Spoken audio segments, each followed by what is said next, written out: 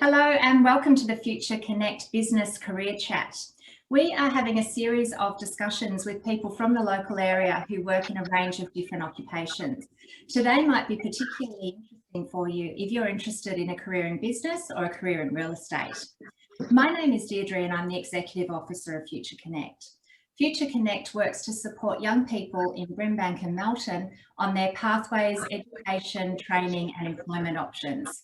And today I'm joined by Adrian Sposato. Adrian, would you like to introduce yourself?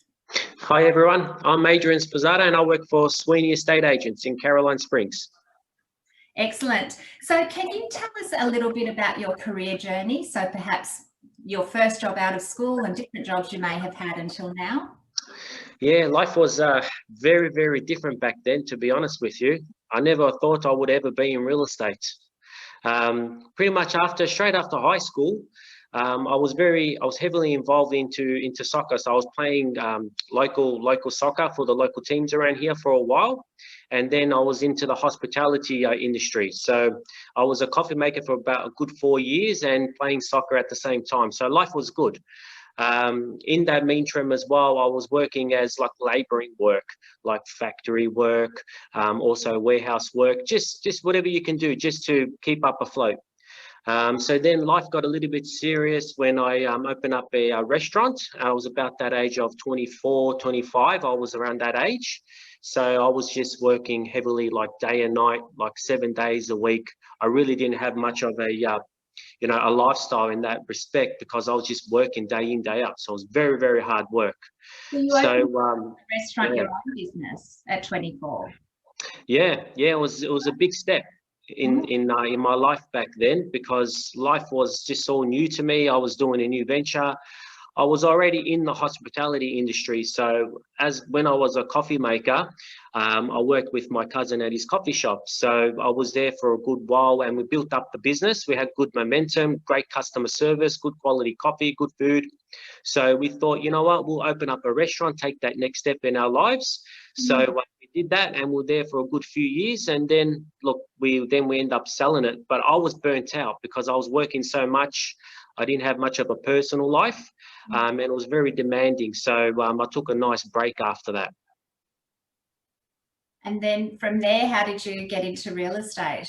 And then, to be honest with you, I took some time off just to find myself again because it comes to a point of your life where you may not have any direction and you need time to discover yourself as a person. So you just got to believe in yourself again. And I took a nice holiday. I found myself again. I really wanted to become something of myself again. I didn't want to go back into the hospitality industry because I was burnt out from that. So because hospitality and real estate are sort of similar in a way, it's like customer service. You just got to, treat people with respect, you be kind to them, you do good work, it's hard work and it's rewarding. So I said to myself, you know what, I'll set myself a goal. I was at that age where I was turning 30, I really wanted to get serious with my life. So I said to myself, I'll give myself 5 years in real estate. If I don't make it by the time I'm 35, then I'll just, decide to go back into the hospitality business and open up a nice little coffee shop. So the first 2 years of real estate was very, very hard. Like the work, the hours I was putting in, it was just ridiculous. Like no social life, it was just work. Like you get up in the morning, emails, data entry, phone calls, cold calls, door knocking all day, all the way towards the end of the day. So it was very, very demanding, if that makes sense, with your time. And so after that, I got into the sales role. So I was a cadet for about a good couple of years. And then after that, I decided, you know what, I built up my reputation, I built up my name, my brand. So now it's time to just invest myself and get into that next step of real estate. So yeah, so after that 2 years time frame and to where I am now has been a big challenge, a big step. So I'm very grateful to be where I am, but it was all from hard work. Excellent. It's interesting that both hospitality and real estate involve developing relationships with people that are your customers, but also they involve really antisocial hours. So it's an interesting dilemma in a way. You like people, but then you can't socialize. Correct. It's there's a balance in life that you have to understand. And With people, it's hard. It's hard because you try to please everybody. You know, at the end of the day, especially with real estate, you're the person that's in the middle that gets deals done. So everyone's always coming to you with problems. Everyone's coming to you. You have to learn to deal with stress. You got to learn to have good time management, because if you don't have any of that, you may not be in the industry for a very long time, because there is a lot of rejection in this industry. So if you're the person that can't deal with a lot of rejection and stress, then maybe this could not be the industry for you, because you do take those problems with you home. Yeah. And your mind's always ticking. Yeah. And when you work a normal job, just say a 9 to 5, you know, you do your work there and you come home and that's it. You know, all those worries are gone. But with real estate, it always travels with you, no matter where you go in life. So is there an average day in real estate? Like what would your day look like? Right. Well, there's no time. There's no time factor. Like, you can't say I'm going to finish at 9 to 5 or 9 to 3. That never ever happens in real estate. Look, the good thing about real estate, that you can work around yourself. So if you got like a personal appointment, like a doctor's appointment, you can just go there and do it. But in relation to hours, to be honest with you, sometimes I start at 8 o'clock and I finish all the way up to about 10 o'clock at night sometimes. Like, it's just so demanding of your own time, the way that the industry is leading towards to. People just want to see houses, or people want their houses to be listed, and you have to go and accommodate to them after they get home from work or whatever it is. And it could be 6:30, 7 o'clock at night. You just don't know. You just don't know. So there's never a set time factor. It's pretty much just 24/7. And so during a day, you would do things like meet with people who might be interested in selling their house, show different people houses. Are they the sorts of things that you do? Yeah, pretty much. Like with my day, I like to get up early in the morning, because you need the energy, you need the drive for you to continue all the way towards the end of the evening. So I get up real early, like I go to the gym, I do fitness, and then I get ready for the day. So pretty much is a lot of phone calls and following up first thing in the morning. I try to book appointments maybe after lunchtime, because that's when it starts to get a little bit more busier. It's a lot of face-to-face appointments. You're booking appointments to show houses so people can buy it. You're actually booking appointments so you can actually go see the homeowners and list their home. So it is juggling throughout the whole day, but you need good time management skills. You need to allocate time for each appointment, because it can be demanding, where you can do back-to-back appointments, and it's so busy, you got no time for anything. And then you'll always feel rushed, which is not a good thing to do. You need to be relaxed, and that way you can deliver the service that people require from you. So you've talked about time management and problem solving and managing stress as the skills that you might need to work in real estate. Are there any other skills that you might need? Yeah, patience, a lot of patience. You need a lot of, yeah. Yeah, and what qualifications do you need to be a real estate agent? Well, look, you don't need to be a rocket scientist, sorry. So you need to go to the real estate industry and get your certificate. You need agent's rep in order for you to become a real estate agent. And then you can get your license to become a licensed estate agent, and then you can be an auctioneer if you like. It just depends on yourself, on what you want to accomplish in the real estate game. But once that's done, then yeah, you need a lot of patience. You need good time management skills. You need to organize yourself really well so you can set yourself up for the day. You also need to be good at knowing and how to deal with people, like good negotiation skills. But as real estate kicks on, you tend to discover yourself, and you learn new things as you go.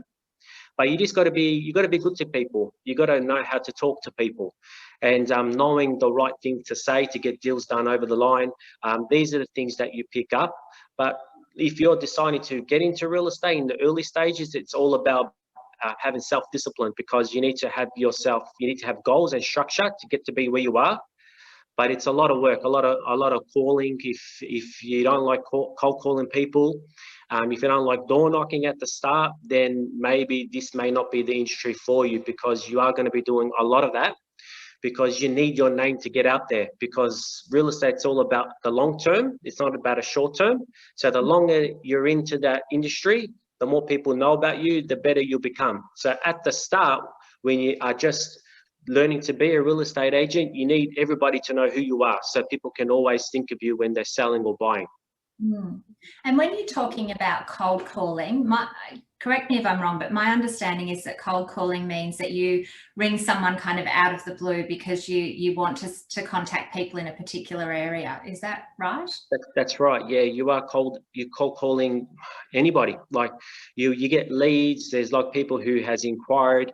Sometimes you get like the yellow pages or the data system that you have as a real estate agent. You just cold call people in the street, in the houses, and a lot of people tell you where to go. Like they don't want to have anything to do with you. So that's what I mean about learning to deal with that stress and rejection, because there's going to be a lot of people who aren't nice to you. That's a fact. Like if you think that, oh yeah, I'm going to get into real estate, people are going to love me, I'm going to make $1 million in 2 days, that never happens. You have to understand is that people are going to tell you pretty much where to go if you're cold calling or door knocking, because to them you're just a stranger. They have no use for you. So these are the things that you actually have to understand. And when you go through that, you become stronger as a person, as an individual, and you need a lot of confidence too. Confidence takes you a long way in life, especially with real estate. Yeah. And what is the best thing about working in real estate?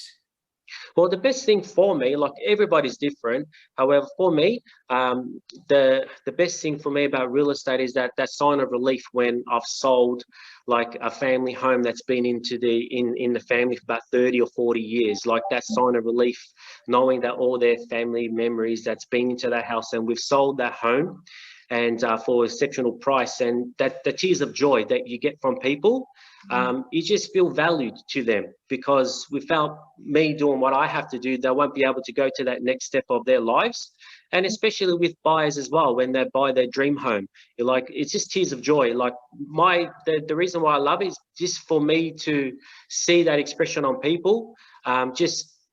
It's just all about emotional factors in life, where I love seeing people being relieved from a transaction and knowing that I've actually helped them get to that point of their lives. So mainly in regards to that, probably helping people. Helping people is the most thing that's more rewarding to me. Excellent. And where do you see this industry in 5 years? It's very hard to say. Like, I hope it's still the way that it is now, but technology is taking over the real estate industry, I believe. I just hope that it's still going to be like interaction between one-on-one, like more face-to-face appointments is crucial in real estate. But technology is definitely going to play a big factor, because people want everything like there and then, like they want everything done yesterday. Like the way that real estate industry is that communication, the technology has to be all on point. So if someone wants something, you've got to deliver it straight away. So there's going to be new things happening in real estate. But I still believe that the market's still going to be quite busy in the future to come. There's going to be a lot more residential houses and so forth happening. So there's going to be a lot more like one-on-one conversations, where I still believe that's going to have a big factor in real estate. So if you're good to people, then people will be good to you. Yeah, fantastic. Thank you so much for your time today, Adrian. So just to recap, Adrian is from Sweeney Estate Agents in Caroline Springs. So on the corner there of the Caroline Springs Boulevard and Lake Street. That's us. Sorry? That's us, yeah. That's you. Thank you very much for your time. Yeah, no, thank you very much. And if there's anyone out there that needs that second opinion, or you're not too sure how the real estate entry really is, then look, feel free to give us a call, or you can always send us a message. I'm more than happy to spend the time and help you. Just in case real estate is for you, I'm more than happy to give you my time, so at least I can explain to you how it really is, and and help you in life. So if you need that opinion, feel free to reach out to me. Thank you very much. That's very generous.